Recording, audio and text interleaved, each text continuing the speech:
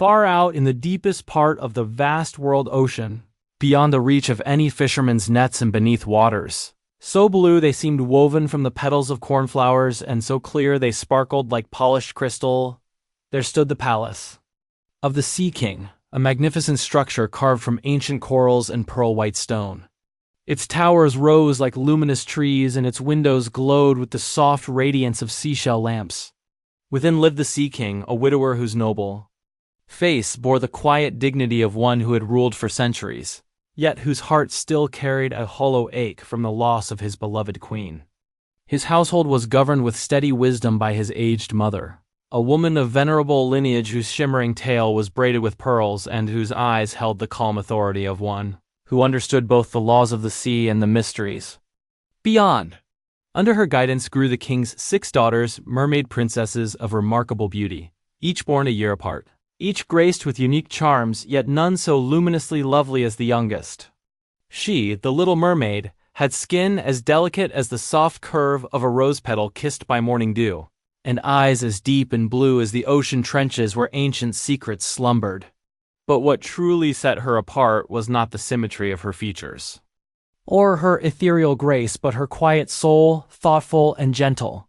While her sisters adorned themselves with jewels and strings of pearls that flashed like stars in the deep, she wore only a wreath of fresh lily placed lightly upon her hair, their white petals glowing faintly in the currents. She would spend hours in her little underwater garden, a place of wavering red flowers whose petals danced like flames in the tide.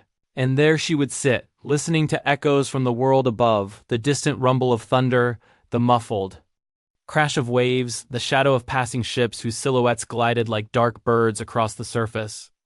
More than anything, more even than her love for the sea's boundless wonders, she longed to rise beyond the waters and see the human world with her own eyes. The lands with their forests and skies, the creatures who walked on legs rather than tails, the world illuminated not by bioluminescent corals but by the sun itself. Her grandmother, stern yet loving, would often caution her, "You poor child, why ponder what lies above when our world is far better? Humans are fragile, fleeting, bound by short years. True, we too must one day turn to foam upon the waves. But our lives are long 3 full centuries of beauty and freedom. What is mortal life compared to that?" Yet the Little Mermaid would answer softly, "They have immortal souls, grandmother souls that rise to the stars and shine forever, long after the body fades. I would give all my years beneath the sea for but one day as a human if it meant gaining a soul eternal." And so the longing in her heart deepened with each passing year. According to the laws of the sea, a mermaid could not rise to the surface until she turned 15. Her eldest sister went first, returning with thrilling tales of moonlit waves, of ships with towering masts and glittering lights, of music that floated across the water like drifting silver threads. Each following year, another sister made the journey, describing wonders, fields of flowers stretching like living tapestries. Across the land, great flocks of birds painting patterns across the sky, and icebergs glistening like enormous diamonds beneath the northern lights.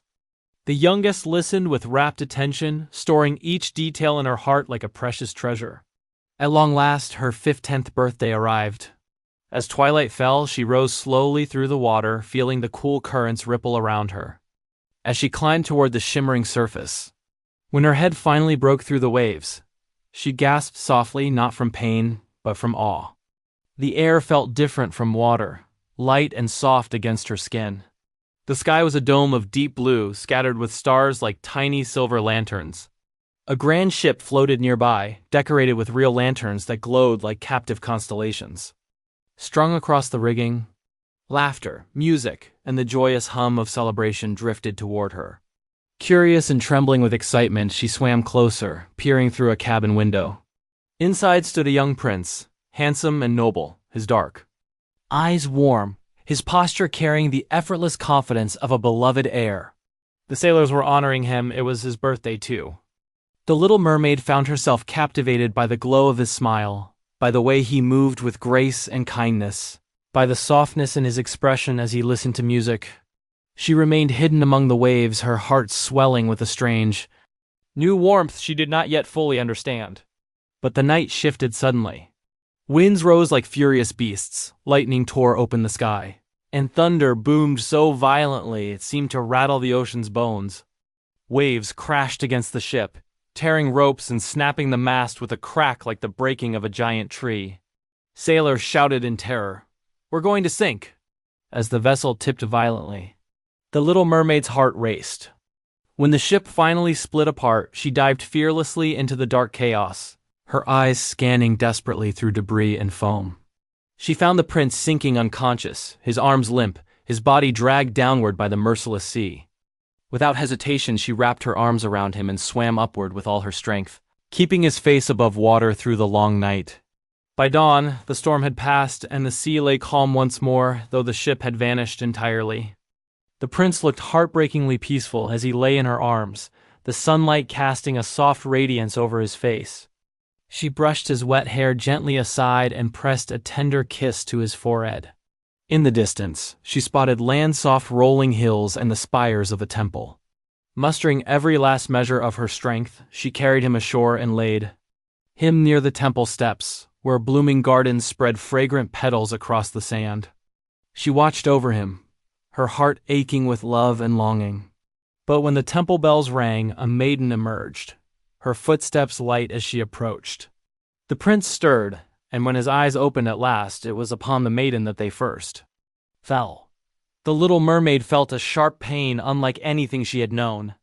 Before she could speak or even be seen, she slipped back into the water and disappeared beneath the waves, her heart splintering. From that day onward, she lived in a quiet ache. She no longer played with her sisters, nor sang among the coral groves. Instead, she visited the shore near the prince's palace, watching him from afar as he walked in the gardens or rode through the palace gates. She told her sisters of her sorrow, and through many whispers and shared secrets, one mermaid who dwelt closer to the surface recognized the prince and told them where he lived. Now the youngest mermaid's love only deepened. She even asked her grandmother whether humans truly lived forever. Her grandmother explained the truth. Mermaids lived long lives but dissolved into sea foam after death, while humans possessed souls that rose and lived eternally. The Little Mermaid's yearning burned brighter than ever. That night, during a magnificent undersea ball filled with shimmering light and music, she sang with such beauty that even the fish paused to listen. But even in her triumph, her thoughts drifted upward. When she heard a bugle horn echo faintly from the surface, she knew what she must do. She would go to the sea witch.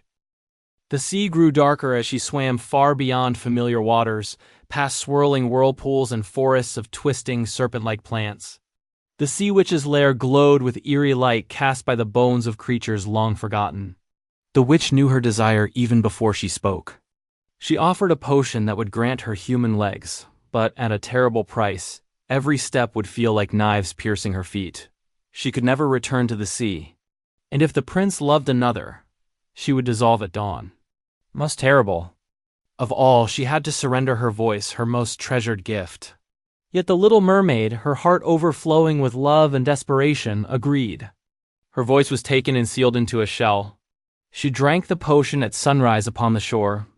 The pain was excruciating, like fire searing through her body, but when she awoke, she had 2 slender legs. The prince found her on the sand and, intrigued by her mysterious silence and captivated by her beauty, brought her to his palace. There she lived, dancing with unearthly grace, though every step was agony and growing ever closer to the prince. But he believed his heart belonged to the maiden from the temple, the one he thought saved him. When the king commanded him to visit a neighboring kingdom and meet a princess, he obeyed reluctantly. Yet when they arrived, the princess turned out to be the very maiden from the temple. The prince was overjoyed, believing fate had reunited them. The Little Mermaid hid her pain behind a trembling smile. He told her, "My dearest, you will rejoice for me, will you not? She is the one who saved me." Her silent heart shattered. The wedding was prepared. The ship sailed. And the Little Mermaid knew that when he pledged his vows, she would perish. That night, her sisters rose from the waves, their long hair cut away as payment to the sea witch for one last chance to save their youngest sister. They offered her a dagger. If she killed the prince before dawn and let his blood fall upon her feet, she would live and return to the sea. But she could not harm him. She walked into his chamber, raised the dagger, and then, with a cry of anguish, threw it far into the sea. Kneeling beside him, she kissed him in farewell. Her tears fell like shining pearls. But then the prince awoke. In her eyes he saw the truth, the memory of the storm flooded back. He realized she was the one who had saved him. At dawn, he confessed everything to the temple maiden, who released him freely. The ships returned home, bearing the prince and his true bride, the Little Mermaid. The kingdom rejoiced, bells echoing across the sea. With every vow she spoke, warmth bloomed in her chest. Her steps were no longer painful.